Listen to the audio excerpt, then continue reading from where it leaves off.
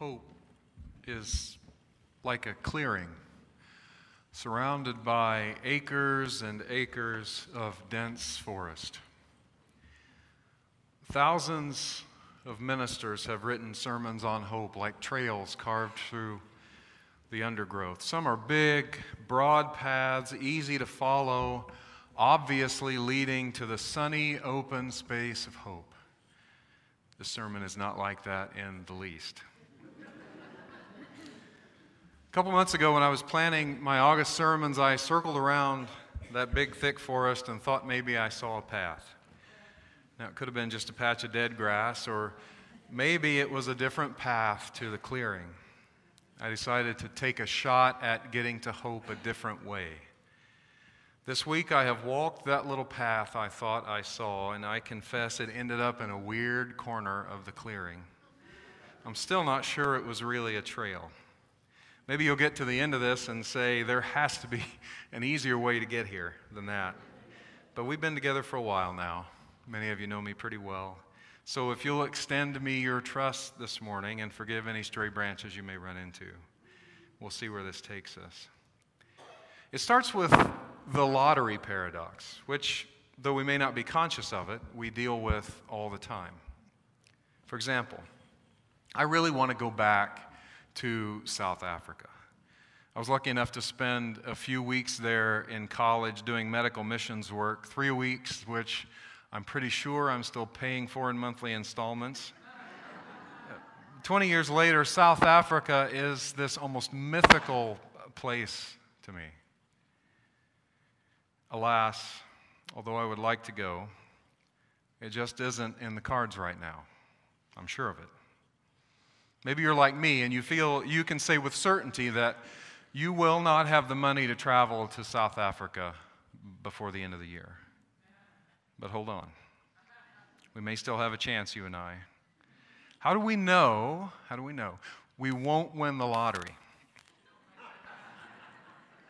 Assuming we're willing to play, are we really sure we won't win the money to travel to South Africa this year? I mean, doesn't somebody have to win? So since we could win the lottery, can we say for sure that we won't be able to travel to Africa before January? Can we claim that kind of certainty for a proposition like that one? This philosopher, Henry Keiberg Jr., asked a similar question. He developed the lottery paradox, which questions how and when we can make claims of certainty. The lottery paradox goes something like this. Imagine there's a fair 1,000 ticket lottery. And suppose that something is only likely, you can only call it likely to happen, if there's at least a 1% chance that it will happen. Otherwise, it's not likely to happen. On these grounds, it is rational to accept the proposition that the first ticket bought for that lottery won't win. It only has 1 in 1,000 chance of happening, so it's not likely. It's reasonable to assume it won't happen. Since the lottery is fair, it's also reasonable to accept that if I buy the second ticket for the lottery, that's not going to be the winner either. And so it's rational to accept for any individual ticket of the lottery that that ticket will not win. However, accepting that ticket 1 won't win, ticket 2 won't win, and so on, until accepting that ticket 1,000 won't win, means that it would be rational to accept that no ticket will win. And yet, at the end of the lottery, some person with a goofy smile will be standing behind an oversized check talking about all the good things they're going to do with their winnings. Maybe it sounds like I've been hired to shill for the Arizona lottery. Not the case. Whether you buy a ticket is your business. Do what you feel. Just make sure to give 10% to VUU if you win. Right, Deanne? Am I right? Stewardship chairs here. But in this month, when our theme is ambiguity and paradox, the lottery paradox, I think, brings up some important questions about what we can claim to know. I don't want to stay in the theoretical very long. Google will supply you with endless hours of mental gymnastics around the lottery paradox. I want to take a few minutes this morning to use this little puzzle to make a case for hope. So Kaiberg, the guy who developed the lottery paradox, used it to illustrate that sometimes the things we claim to know are built on assertions that may or may not be sure things. So we should be careful, he said, about claiming certainty. But another philosopher named Raymond Smullyan worked up a variation of that conclusion. He said that in the face of human uncertainty, a person has two options. You're either inconsistent or you're conceited. So he reminds us that the human brain is finite, and so there's a finite number of assertions that each of us believe. We all believe a whole bunch of things, a finite number of things. Unless you are supremely arrogant, and there are some pretty public examples of that, you understand that sometimes you make mistakes. Yes, you. So all of us can know with a pretty high probability that we believe in some assertion or another that's false. In this set of things that we believe, we can be pretty sure that some of those things aren't right. That, Smullyan said, is the inconsistency. We know that some of the things we believe and act on are probably false, and yet we believe every single one of them individually. Such is the human condition. Paradox and ambiguity surround us. We're born, we live and die in a sometimes beautiful, often deeply frustrating ocean of uncertainty.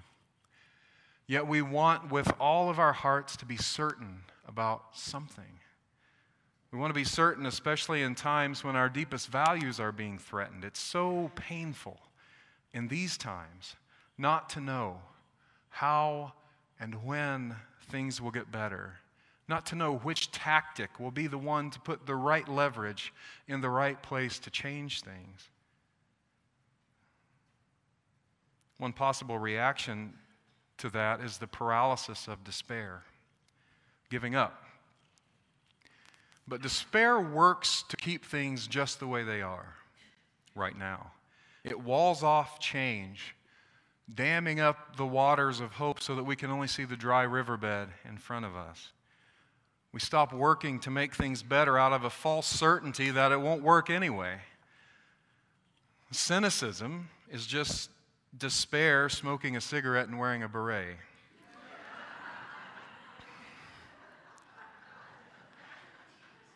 It has at its core the same cry of pain that is the beating heart of despair. And as in despair, that cry is followed by the self-protective act of disengagement. It's not going to work anyway, so why would I bother? Both despair and cynicism push us to claim certainty about things before we really have the evidence to be certain.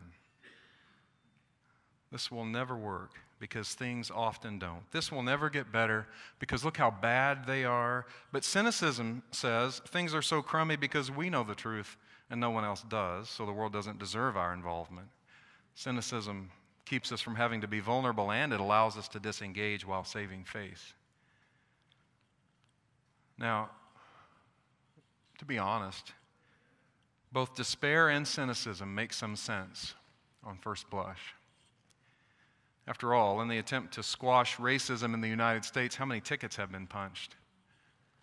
How many approaches have been tried? It is clear that none of them has yet been a winner, not completely anyway. Why not just disengage? Well, here's how I think about that. Have you ever had a few busy weeks during which you just absolutely let your house go? Not like there's a little clutter on the counter and the dishwasher isn't unloaded. I mean, like, that's amateur level. I mean, the dust bunnies have teeth, the windows are dirty, the bathrooms, it's bad. And then all of a sudden, it's 2 days before you're having guests over. I have, in that situation, entertained both despair and cynicism. What I found is that despair is always an option. It's a tempting option, but it is never helpful. If I just turn on the latest episode of House of Cards and pretend it's all fine, I'm more depressed at the end of the day than I was in the beginning, because nothing changes when I give in to despair, and I feel more helpless the longer I go. Cynicism whispers in my ear that a clean house is just an illusion kept up for the sake of other people.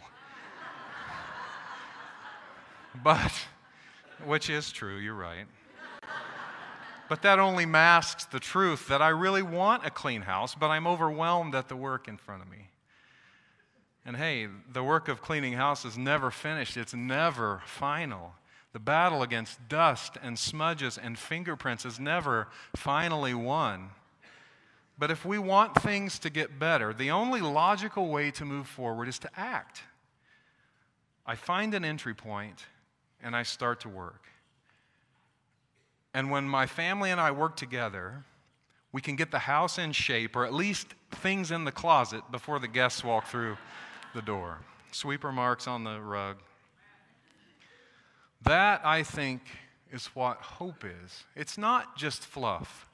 For it to be sustainable, it has to acknowledge the mountain of work we have in front of us. More than a feeling, hope needs to be an approach to life, which says, I don't know how I'll get to the end result. And sometimes it looks like I'll never get there at all, but I'm going to get to work. I'm going to find an entry point, tempered with wisdom and patience. Hope may be the only attitude toward life that makes any sense at all. But a certain kind of hope. Dr. Joanna Macy is a scholar of Buddhism. She writes about what she calls active hope. This little reading I like. She says, active hope is not wishful thinking. Active hope is not waiting to be rescued by the Lone Ranger or some savior. Active hope is waking up to the beauty of life on whose behalf we can act. We belong to this world. The web of life is calling us forth at this time. We've come a long way and are here to play our part. With active hope, we realize that there are adventures in store, strengths to discover, and comrades with whom to link arms. Active hope is a readiness to engage. Active hope is a readiness to discover strengths in ourselves and others. A readiness to discover the reasons for hope and the occasions for love. A readiness to discover the size and strength of our hearts, our quickness of mind, our steadiness of purpose, our own authority, our love for life, the liveliness of our curiosity, the unexpected deep well of patience and diligence, the keenness of our senses and our capacity to lead. None of these, she concludes, can be discovered in an armchair or without risk. If anything has ever gotten better, and it has, and if people have ever made anything better, and they have, it has happened because of active hope. Like kindling twigs that can start a fire but not sustain it, hope isn't enough on its own. But when hope is rooted in action, it lights the fire of positive change. And in that way, we can change the world. Every human spirit yearns for something better. We want to hope. And so, hope becomes contagious. If you're hopeful, then maybe I can justify hope too. And suddenly the work of change becomes possible even when times are hard, even when we can't see the destination from here. So here we are at hope. I look at a world in which I fear a lot of things aren't working anymore. And yeah, I can see that a whole lot of what I believe needs to be questioned. Am I equipped for this work? Are we ready for this? How will we survive this time? Hope is the only logical answer. Despair doesn't get us there. Cynicism doesn't get us there. Friends, a strong commitment to hope as an approach to life both makes sense and keeps us alive, keeps us linking arms and marching toward the North Star of love. No tactic is a sure winner. But let's buy a ticket for hope. Amen.